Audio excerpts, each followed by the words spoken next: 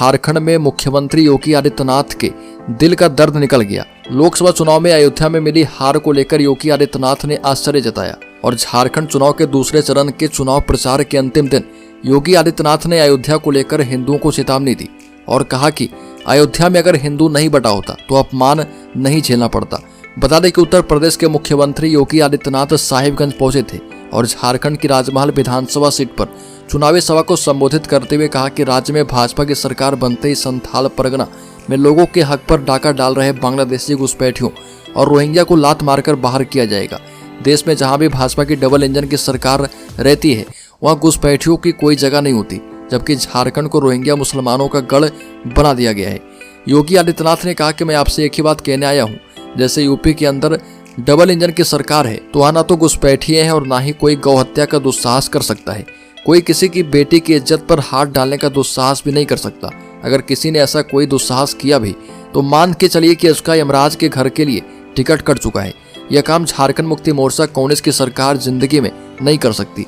झारखंड मुक्ति मोर्चा और कांग्रेस पर निशाना साधते हुए यूपी के मुख्यमंत्री योगी आदित्यनाथ ने कहा कि झारखंड की जनता गरीब है, लेकिन इनकी सरकार के मंत्री आलमगीर आलम के घर से नोटों का पहाड़ मिलता है।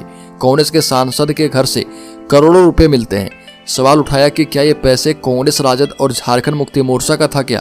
यह पैसा जो मोदी जी की ओर से झारखंड के विकास के लिए भेजा गया था, इस पैसे पर झारखंड मुक्ति मोर्चा, कांग्रेस और राजद के नेताओं ने डकैती डाली है। 23 नवंबर के बाद लूटने वाले हर व्यक्ति का हिसाब किया जाएगा। योगी आदित्यनाथ ने कहा कि झारखंड में 43 सीटों पर चुनाव हो चुका है। 38 सीटों पर 20 नवंबर को वोटिंग होगी और अब तक के रुझान बताते हैं कि यहाँ 2/3 बहुमत के साथ एनडीए की सरकार बन रही है। जहाँ कहीं भी भाजपा की डबल इंजन की सरकार है वहाँ सुशासन है, वहाँ किसी प्रकार की अराजकता नहीं है, वहाँ पर कोई समस्या नहीं है। और जब झारखंड का निर्माण हो रहा था तो मैं गोरखपुर का उस वक्त सांसद था।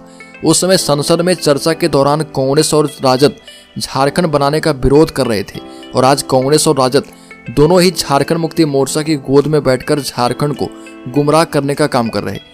झारखंड के लिए भाजपा के संकल्प पत्र की चर्चा करते हुए उन्होंने कहा कि मोदी जी ने घोषणा कर दी है कि यहाँ भाजपा की सरकार बनते ही 21 लाख लोगों को पक्का मकान मुहैया करवाएंगे।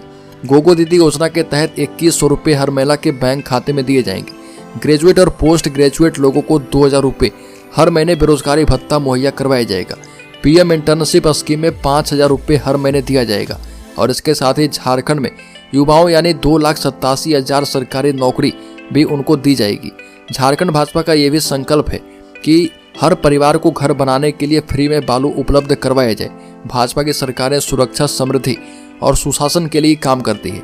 योगी आदित्यनाथ ने लोगों से कहा कि हमें बंटना नहीं है, क्योंकि बटेंगे तो कटेंगे, एक रहेंगे तो सेफ रहेंगे।